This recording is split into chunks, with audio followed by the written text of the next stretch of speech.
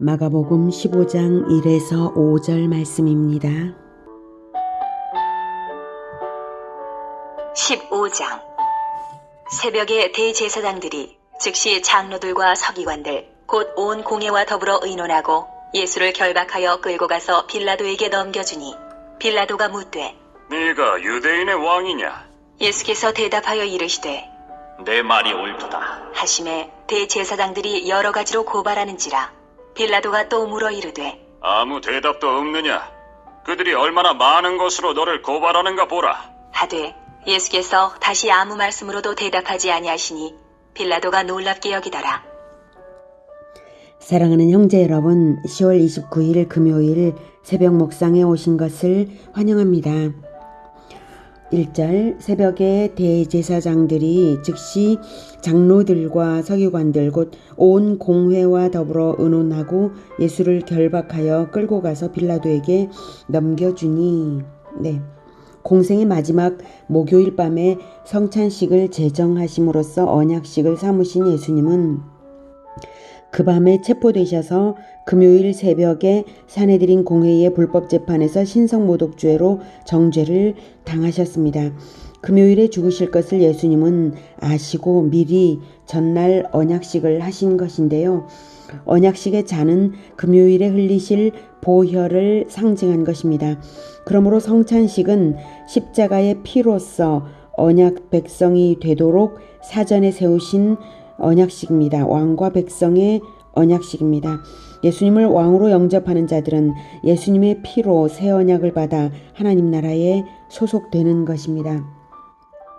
예수님은 이 모든 것을 아시고 이것을 위하여 오셨기에 모든 순환을 받아들이고 전혀 저항을 하지 않으십니다.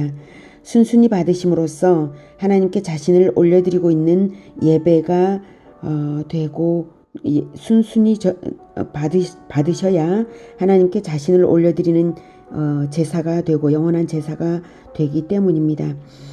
예수님을 모함하며 죽이려는 대적자들은 이러한 구속사의 진리를 전혀 알지 못했습니다.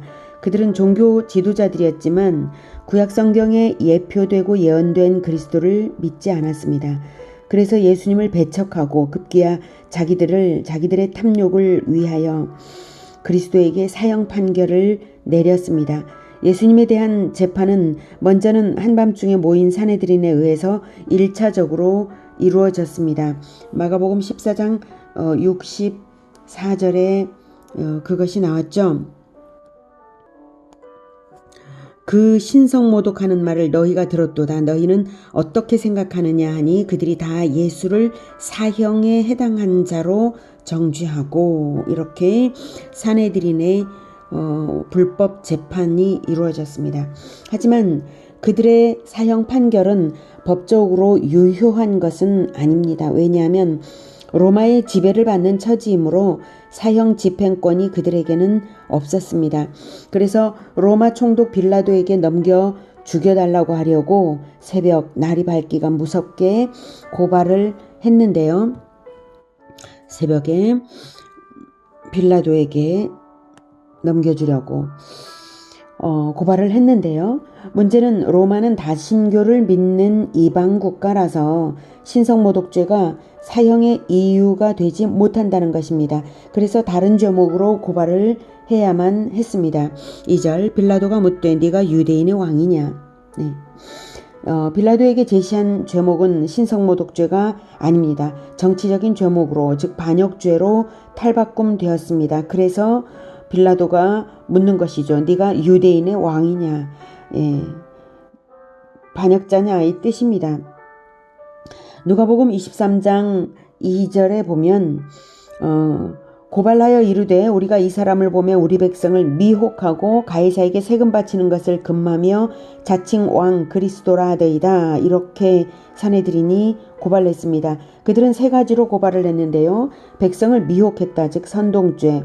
그 다음 가이사에게 세금 바치는 것을 금했다. 납세 거부죄. 셋째, 자칭 왕 그리스도 즉 반역죄, 내란 음모죄입니다. 이 세 가지로 고발을 했는데 터무니없는 모함이죠. 예수님은 백성을 미혹하신 적이 없으시고 오직 진리로 가르치신 것밖에 없으십니다. 정치적인 발언을 하신 적도 없으십니다. 납세 거부를 하신 적이 없으시고 오히려 대적자들이 시험으로 가이사에게 세금을 바치리까 말리까 질문을 했을 때에도 가이사의 것은 가이사에게 하나님의 것은 하나님께 바치라고 하심으로써 납세를 분명하게 인정하셨습니다. 자칭 왕 그리스도라고 한 것은 맞지만 그것은 반역도 내란 음모도 아닌 것이 그리스도가 이 세상 나라의 정치적 왕이 아니기 때문에 전혀 무관한 것입니다. 오히려 백성들이 예수님을 정치적 지도자로 옹립하려고 할 때도 오히려 거절하시고 피해 다니셨습니다. 빌라도는 선동죄와 납세 거부죄는 아무 상관도 않고 반역죄에 해당되는지를 확인하고자 네가 유대인의 왕이냐 질문했습니다. 반역죄가 성립되면 선동과 납세 거부는 이미 반역에 다 포함되는 것이니까 물을 필요 자체가 없었던 것이죠. 예수께서 대답하여 이르시되 내 말이 옳도다 하시매 빌라도의 질문에 대하여 예수님은 정확하게 맞다. 나는 유대인의 왕이다 라고 대답하셨습니다. 이것은 영적인 이스라엘 모든 믿는 자들의 왕이신 것을 말씀하신 것입니다. 빌라도는 정치적인 질문을 한 것인데 예수님은 영적인 대답을 하신 것이죠. 하지만 빌라도는 예수님의 대답이 영적인 것인 줄을 알아들었습니다. 요한복음 18장에서는 더 자세한 대화가 오고 간 것을 볼 수 있고 거기서 확인이 됩니다. 요한복음 18장 33에서 38절까지 보겠습니다. 이에 빌라도가 다시 관정에 들어가 예수를 불러 이르되 네가 유대인의 왕이냐? 예수께서 대답하시되 이는 네가 스스로 하는 말이냐 다른 사람들이 나에 대하여 네게 한 말이냐? 빌라도가 대답하되 내가 유대인의 왕이냐 유대인이냐? 네 나라 사람과 대제사장들이 너를 내게 넘겼으니 네가 무엇을 하였느냐? 예수께서 대답하시되 내 나라는 이 세상에 속한 것이 아니니라. 이 세상에 속한 것이 아니니라. 만일 내 나라가 이 세상에 속한 것이었더라면 내 종들이 싸워 나로 유대인들에게 넘겨지지 않게 하였으리라. 이제 내 나라는 여기에 속한 것이 아니니라. 이렇게 분명하게 영적인 의미인 것을 말씀하셨습니다. 37절 빌라도가 이르되 그러면 네가 왕이 아니냐? 약간 조롱조로 하는 말이죠. 네가 왕이 아니냐? 예수께서 대답하시되 네 말과 같이 내가 왕이니라. 내가 이를 위하여 태어났으며 이를 위하여 세상에 왔나니 곧 진리에 대하여 증언하려 함이로라. 무릇 진리에 속한 자는 내 음성을 듣느니라 하신대. 빌라도가 이르되 진리가 무엇이냐 하더라. 영적인 의미 같은 것은 빌라도에게는 우스웠던 것이죠. 진리가 무엇이냐. 진리가 어떻게 되든 그런 것과 상관없이 빌라도가 확인한 것은 예수가 정치적인 왕이 아니었다는 사실을 확인했습니다. 그래서 유대인들에게 이렇게 말합니다.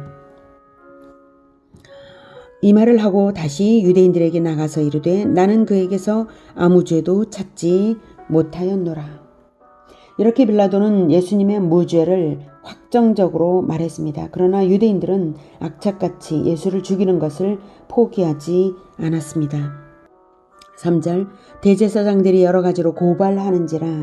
빌라도가 또 물어 이르되 아무 대답도 없느냐? 그들이 얼마나 많은 것으로 너를 고발하는가 보라 하되 예수께서 다시 아무 말씀으로도 대답하지 아니하시니 빌라도가 놀랍게 여기더라. 빌라도는 이미 사내들인의 관계를 알고 있었기에 예수님의 무저항에 더욱 놀란 것입니다. 예수님께서 부당한 고발에 대하여 무저항으로 받으신 것은 영원한 왕으로서 자기 백성 즉 믿는 자들의 죄를 대속하시기 위한 것입니다. 십자가의 죽음을 무저항으로 받아들이시는 것이 바로 자기 백성을 대속하는 죽음이 됩니다. 그렇게 되는 이유는 태초에 언약이 있었기 때문입니다. 아버지와 아들 사이에 태초의 언약이 있었기 때문입니다.